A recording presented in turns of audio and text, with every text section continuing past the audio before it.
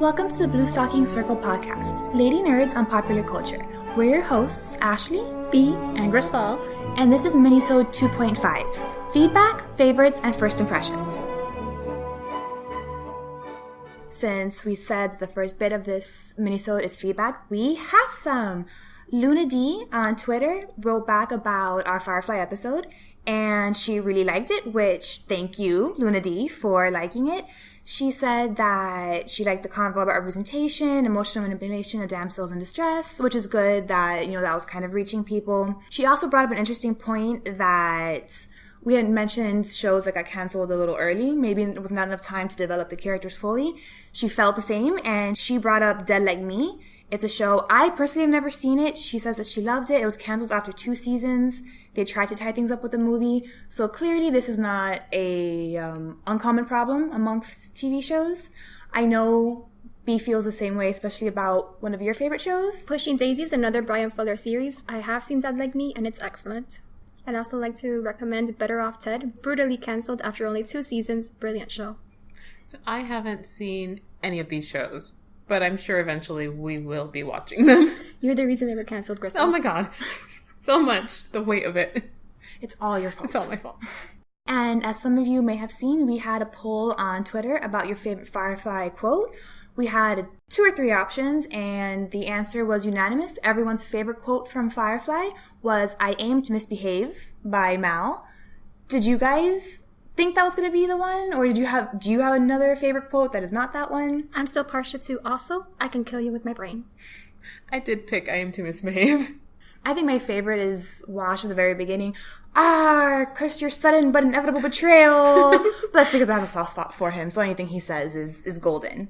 And talking about Firefly, I hear there is some chatter that Gricel has a confession for us. So I do have an updated confession to my confession. I already brought B into my secret, but as I was compiling the Pinterest board for Firefly, I did come to appreciate it a lot more. I'm so happy. So all the fan quotes and fan images and all that kind of inspired me a little further. So I would not be, completely against the idea of watching it again. Ooh. I feel like the Grinch. My heart grew 3 sizes that day. I'm just so happy right now. But that's kind of what I was trying to get across, that it's one of those shows where the more you watch and the more that you get emotionally invested with the characters, it means a lot. And I guess Pinterest was a quick way of getting that. Pinterest was that little push I needed. So as I told B, if I had to revise my rating, I would give it a 2.5. Okay, up from... So it's up. It's going there. We'll see. Okay, not quite at the 3 yet, but maybe after you watch it again. Maybe if I watch it again. Give you that extra half sock and get it boost. I am hopeful for the future. And then, since we were talking about socks, I think we realized we hadn't done a sock rating. Not for for Solace. We started with Firefly, so we will retroactively go back and give Solace a sock rating out of 5. Gricel, you can start, since it was your pick. So, I do love Solace. I don't think it's perfect, so I would probably give it a 3.5, which is something that I really enjoy. Really? My eyebrows are up to my hairline. I thought you'd be in the 4 or 5 So did I. range. Liking other things she's written, I would probably give a 5 to her young adult series. Okay. Because I find some of those characters more enjoyable. I do really like Solace. There's other series of a similar nature that I like more, so I'd give it a 3.5. I'll go next. I was a newbie. I have to give it a 2 out of 5. It was an enjoyable read. It just wasn't my cup of tea. Oh, I feel like I want to... My first thought was to give it a 4, because I liked it. Like you said, it wasn't my favorite. I mean, I love it. I appreciate that there are issues with it. But after hearing you guys, you know what? I'm going to give it a 5, because then if we average, we'll get it up over a 3, because I feel bad. You're giving this the same as Firefly? I think I am. Oh. Ooh. I think I am. I'm also... This is why I don't judge things, because it's hard for me to judge impartially. I will say that my rating is like my grading when I used to teach. I tend to give a lot of things the average rating, because it's really hard for me to find something that I think is perfect. I'm glad I was never used to it. See, I skew up, and I like to give things high ratings because I'm always excited about things, so I want everything to be awesome. So I'm going to give a lot more 4s and 5s, I think, just FYI for the future, than 2s and 3s. I'm glad to hear that because my pick is next. And speaking of Soulless, Gricel, have you heard that a novella is coming out in November? She has many things coming out But soon. this is a Lyle and Biffy. I saw novella. and I thought of you. I am so excited. So, Blue Sox fans out there, if anyone read Soulless and liked it, and you were like me and you wanted more Lyle and Biffy in your lives, November 4th or 5th, one of those two, it's going to be available as a digital book first and hopefully a print book down the line. Read it. She's released the cover image on her website, and it's really, really adorable. I'm really excited, and it's going to be just in time for Christmas, so Christmas story. So something to look forward to. Retroactive spoiler alert for a ship that wasn't in the first book. Oh, wait, did I not name names? Okay, if I did not Maybe name not. names, I believe. Okay, Maybe not. I will believe you, but I think that we've given you guys enough time to read through it if you want it, and if not, spoiler alert.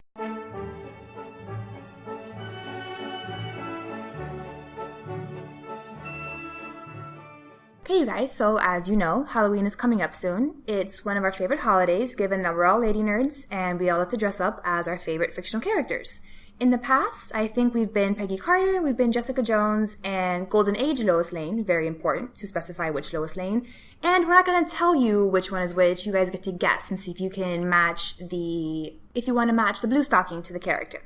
So, in honor of Halloween, our favorite segments this time is going to consist of recommendations for our favorite scary books. I mean, I think we can all agree that the scariest book ever is The Handmaid's Tale? Yep. Okay, so that being said, we'll go through and name other scary books. Personally, I've always shied away from overt horror stories. I'm a really big chicken, so no Stephen King. I have never read it, nor do I want to see it. That's not my kind of thing, definitely not my cup of tea. One of the creepiest books that I've ever read is the Gothic classic Rebecca by Daphne du Maurier. And it is spine-chilling. It has everything that you think that a Gothic novel needs to have. It has an unnamed protagonist, festering secrets, and a truly unhinged villain in the form of housekeeper Mrs. Danvers. And she's even more creepy because she's got this veneer of respectability that's there, but it's kind of cracked right from the beginning, and you're just reading the books waiting for something to crack, and it does, and it's great. I'd also recommend World War Z by Max Brooks. It's a zombie novel, so it kind of fits in with the Halloween theme. The conceit of the novel, if you guys haven't read it yet, is that it's a series of remembrances that detail the global devastation wrought by a zombie plague. And the scariest part of it isn't actually the zombies, because they're not described as much as you would think. The scariest part is that you can imagine exactly how the social economic breakdown that happens in the books would happen today. It's really realistic, if you can call a zombie book realistic, and it's petrifying. Interesting. And don't judge, if you've seen the movie, don't judge the book by the movie. They really have nothing in common, but the name of the book is way better. The scariest book I've read is House of Leaves by Mark Z. Danilewski. It's one of those stories within a story within a story, and the story at the heart of the book is about the eponymous house, which is bigger on the inside than on the outside. Not in a cute TARDIS way, but in an I was rocking back and forth at 3 a.m. chanting the house is going to eat me way. On top of this creepy story, the physical book itself is designed to mimic the character's literal descent into madness. So as you read, you start seeing pages with a text in strange formations, or with the words in disorder, or that are pitch black. It's disorienting and unnerving and fills you with a sense of dread. Enjoy! In addition, I'd also like to give an honorable mention to Annihilation by Jeff Vandermeer, the first book in the creepy Southern Reach trilogy about the mysterious Area X. The movie teaser was recently released, so read the book now when the protagonist is still of Asian descent.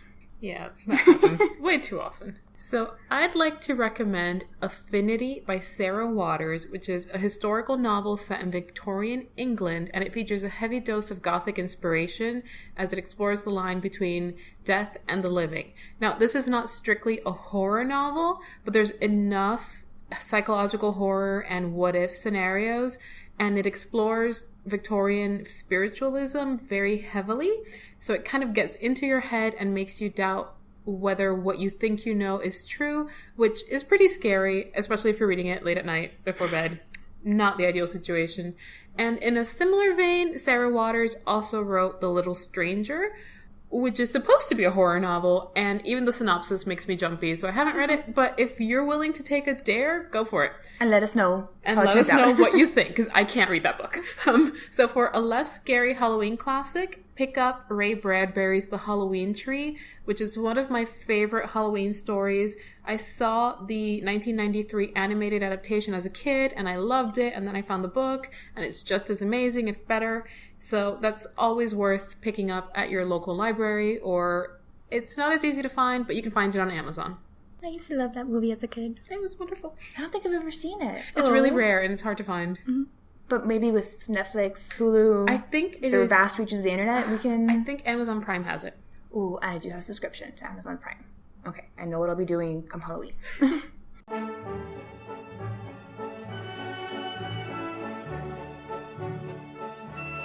Next time on the podcast, it's my turn to have a work I love brutally torn apart. This work has been on my wish list from the moment we started this podcast, but it was not the episode I planned to host first. However, when we did our Solace episode, I was reminded of it for reasons that will very soon become obvious. Right after that recording, I asked Ashley if she had seen it, and when she said no, Gricel and I immediately gasped in unison. Do you remember? I do. It was very dramatic. I do. And they're not exaggerating. It really was a gasp as if I had run over a small puppy or something. Yes. That's when I knew this work had to move to the top of my wish list. I'm wishing on a star. And my wish has now been granted because next time we'll be traveling through a magic mirror to discuss the modern fairy tale, The 10th Kingdom.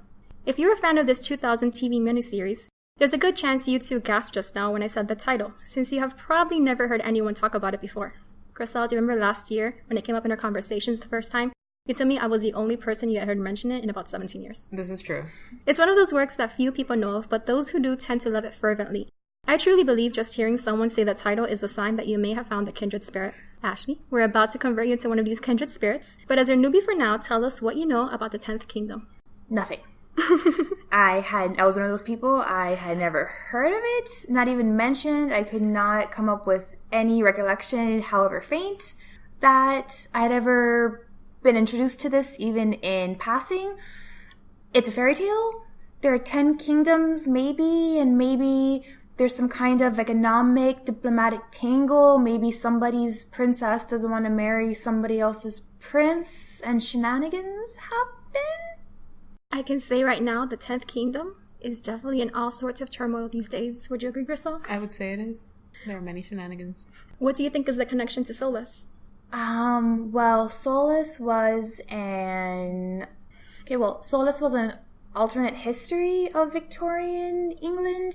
So maybe this is an alternate history of something. Maybe we should have been learning about the 10th Kingdom in American history or world history, but we haven't. I definitely studied the 10th Kingdom in American history. Yep, I would agree. Wow, that shed no light on what I think of this. If anything, I'm even more confused because I was just grasping for straws. And that is perfect. Okay, so... You'll find out soon enough. I'm so excited now. Gricel, what was the last time you saw the series? I would probably guess and say maybe 2005. About the same for me, maybe 2007, 2008. I've been meaning to do a rewatch for quite a while now, but honestly, I've been worried my love is filtered through nostalgia goggles, so I am both excited and terrified to revisit the series as an adult and to discuss it with you. We are going to watch the entire miniseries for our next episode, which is about 7 hours long, so set aside a full week to watch. Don't forget to make at least 6 bacon sandwiches, and do not burn the bacon. Then polish your finest leather shoes and join us next time as we talk about the 10th Kingdom.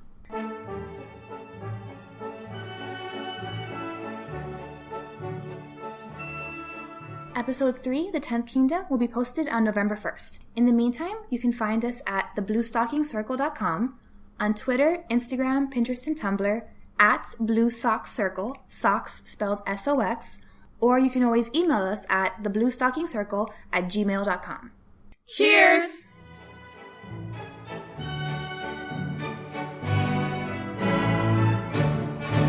So there's bacon sandwiches. There is a lot of food. I love when there's food.